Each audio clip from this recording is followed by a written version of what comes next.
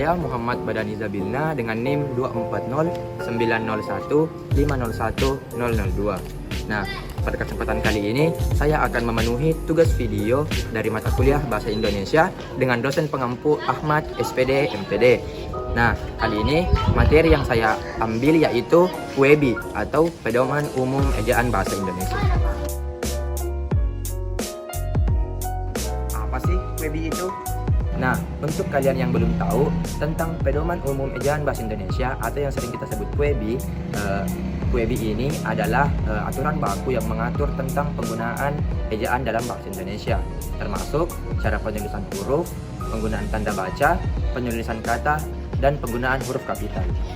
PUEBI juga berfungsi sebagai acuan untuk memastikan konsistensi dan keseragaman dalam penulisan bahasa Indonesia, sehingga dapat dipahami secara luas oleh pembaca.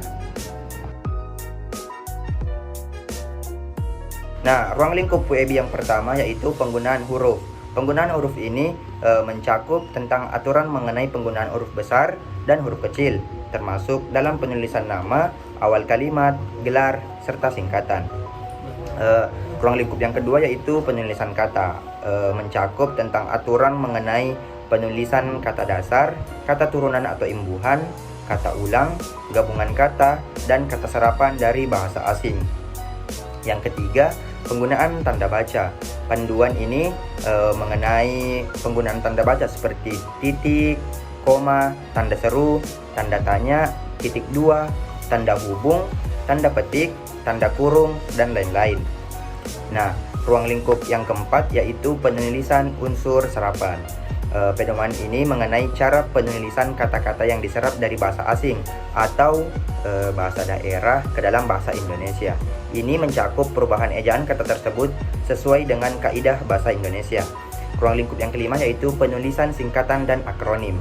Aturan ini mencakup tentang penulisan singkatan seperti Prof, Doktor, dan lain-lain, dan akronim seperti ASEAN, NASA, termasuk ketika dan bagaimana huruf kapital digunakan.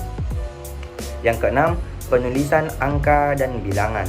Pedoman ini mengenai penulisan angka dan bilangan serta penggunaannya dalam kalimat. Ruang lingkup yang ketujuh, penggunaan huruf miring dan huruf tebal.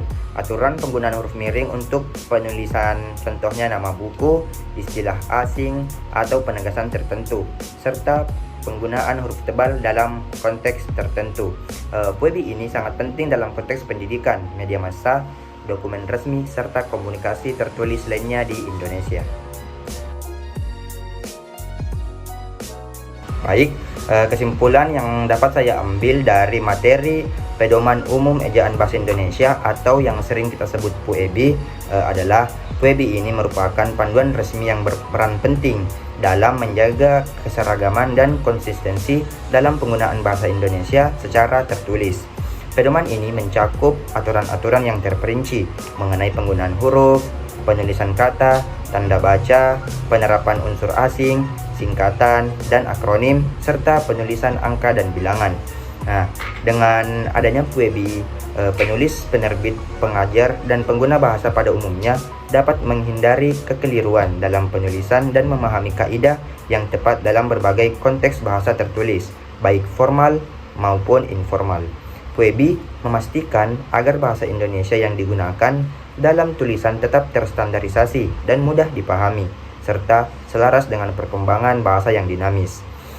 Pedoman ini penting untuk dipahami dan diikuti oleh siapapun yang menggunakan bahasa Indonesia dalam konteks resmi maupun pendidikan, agar komunikasi yang disampaikan efektif, jelas, dan sesuai kaidah. Mungkin itu saja penyampaian singkat dari saya mengenai materi Pedoman Umum Ejaan Bahasa Indonesia atau yang sering kita sebut PUEBI. Jika ada salah kata dan kekurangan mohon dimaafkan karena kesempurnaan hanya milik Allah Subhanahu wa taala. Sekian dari saya, Muhammad Badani Zabilna pamit undur diri. Wassalamualaikum warahmatullahi wabarakatuh.